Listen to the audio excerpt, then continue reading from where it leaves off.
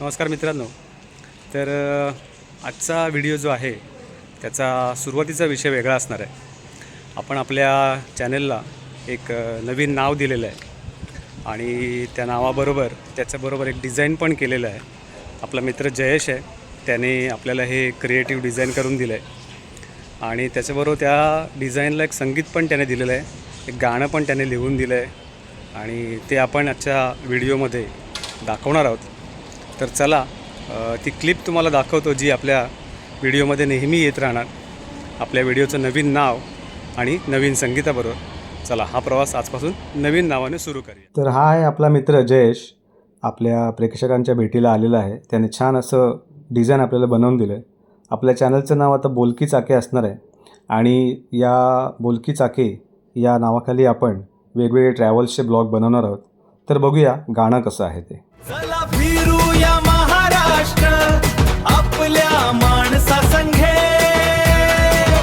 स्वार होऊन स्वप्नावरून निघाली बोलकी चाके. तर मित्रांनो, कसं वाटलं तुम्हाला नाव आणि त्याचं संगीत हे नक्की कळवा.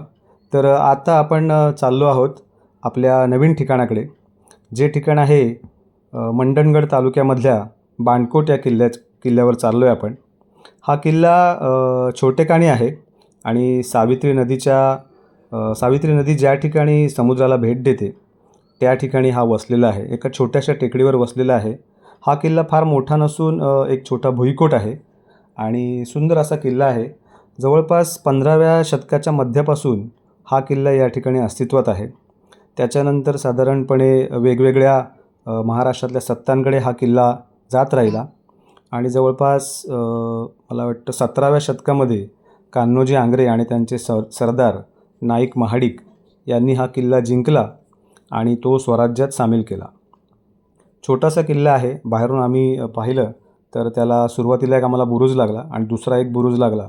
तो बुरुज त्या बुरुजाच्या बाजूलाच प्रवेशद्वार आहे किल्ल्याचं. तर चला बघूया, आज जाऊया, किल्ला कसा व्यवस्थित ठेवलेला आहे तो बघूया.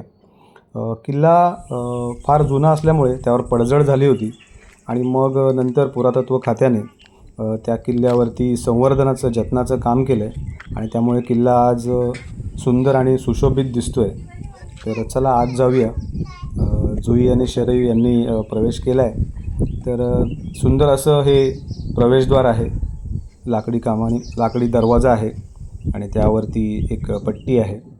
आतून हा किल्ला व्यवस्थित असा सुरक्षित आहे आणि सुंदर असा किल्ला आहे. छोटासा आहे पण आतमध्ये सुसूत्रता आहे किल्ल्यामध्ये. किल्ल्यावरून आम्ही आतला परिसर निहाळला आणि व्यवस्थित बांधकाम केलेला किल्ला आहे. किल्ल्यावरती आपला भगवा झेंडा दिमाखात फडकत होता. किल्ल्यावर एक तोफ देखील आहे. ही तोफ जवळपास 200, 250, 300 वर्षापूर्वीची आहे आणि ती चांगल्या प्रकारे जतन केलेली आहे. मी जरा तोफेचं जवळून निरीक्षण केल्यावरती मला त्याच्यावर तारीख दिसली. जवळपास 1797 पासून ही तोफ अस्तित्वात आहे आणि वरती एक मुकुटाचं पण चिन्ह कोरलेलं आहे. इथून सावित्री नदी ज्या ठिकाणी अरबी समुद्राला मिळते त्याचं सुंदर विहंगम दृश्य होतं आणि हरिहरेश्वरची टेकडीसुद्धा दिसते. तर ही कोकणातली सुंदर अशी जागा आहे, ठिकाण आहे. या ठिकाणाला तुम्ही नक्की भेट द्या आणि व्हिडिओ आवडले असल्यास कमेंट आणि सबस्क्राईब आणि लाईक शेअर नक्की करा. भेटू पुढील व्हिडिओ.